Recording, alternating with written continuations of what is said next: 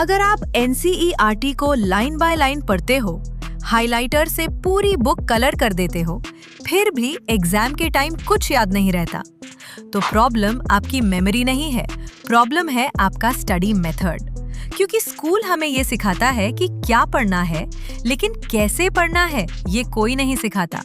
और इस वीडियो में मैं आपको बताऊंगा एक स्मार्ट सिस्टम जिससे आप एनसीईआरटी को फास्ट समझ पाओगे, बेटर याद रख पाओगे और शॉर्ट नोट्स बना पाओगे बिना टाइम वेस्ट किए। सबसे पहली मिस्टेक जो स्टूडेंट्स करते हैं वो है डायरेक्टली चैप्टर पढ़ना स्टार्ट कर देना।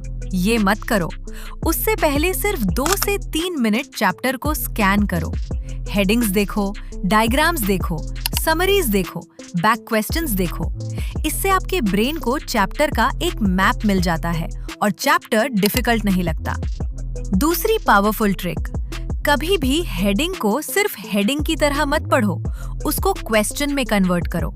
जैसे अगर हेडिंग है फोटोसिंथेसिस, तो ब्रेन में क्वेश्चन बनाओ, प्लांट्स अपना फूड कैसे बनाते हैं।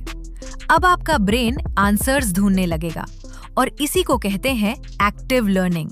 ये नॉर्मल रीडिंग से बहुत ज्यादा पावरफुल होता है। अब आते हैं नोट्स पे। सबसे बड़ी गलती, रीडिंग के साथ साथ नोट्स बनाना। इससे ब्रेन कंफ्यूज होता है। इंस्टेड ये करो, पहले टॉपिक पढ़ो, फिर बुक बंद करो, जो याद है उसको अपनी लैंग्वेज में रिकॉल करो, उसके बाद शॉर्ट नोट्स लिखो। इस टेक्निक को एक्टिव रिकॉल कहते हैं और साइंटिफिकली ये दुनिया की सबसे पावरफुल स्टडी टेक्निक्स में से एक है, क्योंकि ब्रेन तब स्ट्रॉन्गेस्ट मेमोरी बनाता है जब वो इंफॉर्मेशन को याद करने की कोशिश करता है। और नोट्स कभी भी टेक्स्ट बुक जैसे मत बनाओ। नोट्स रिवीजन के लिए होते हैं, रीराइटिंग के लिए नहीं। एक चैप्टर के नोट्स आइडियली 1 या 2 पेजेस में होने चाहिए। सिर्फ keywords, formulas, dates, flow charts, diagrams, tricky points, बस। और एक सीक्रेट ट्रिक, कॉन्सेप्ट्स को रियल लाइफ से कनेक्ट करो। बायोलॉजी को बॉडी मशीन की तरह इमेजिन करो, हिस्ट्री को मूवी स्टोरी की तरह सोचो, केमिस्ट्री रिएक्शंस को फ्रेंड रिलेशनशिप्स की तरह इमेजिन करो। जितना विजुअल और फनी बनाओगे उतना ज्यादा याद रहेगा, क्योंकि ब्रेन इमेजेस और इमोशंस को वर्ड से ज्यादा याद रखता है। और अब सबसे important part, revision. Most students इसी में फेल होते हैं। चैप्टर पढ़ने के 24 घंटे के अंदर एक क्विक रिवीजन जरूर करो, चाहे सिर्फ 10 मिनट का हो, क्योंकि ब्रेन जल्दी भूलता है।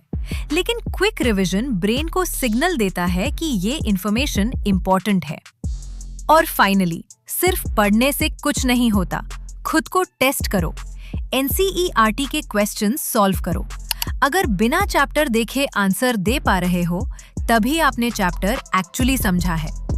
तो नेक्स्ट टाइम एनसीईआरटी पढ़ते वक्त स्कैन करो, क्वेश्चंस बनाओ, रिकॉल करो, शॉर्ट नोट्स बनाओ, रिवाइज करो और खुद को टेस्ट करो।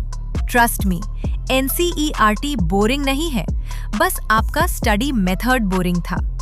अगर वीडियो हेल्पफुल लगी हो तो लाइक और सब्सक्राइब जरूर करना, क्योंकि यहाँ हम सिर्फ हार्ड वर्क नहीं, स्मार्ट वर्क सीखते हैं।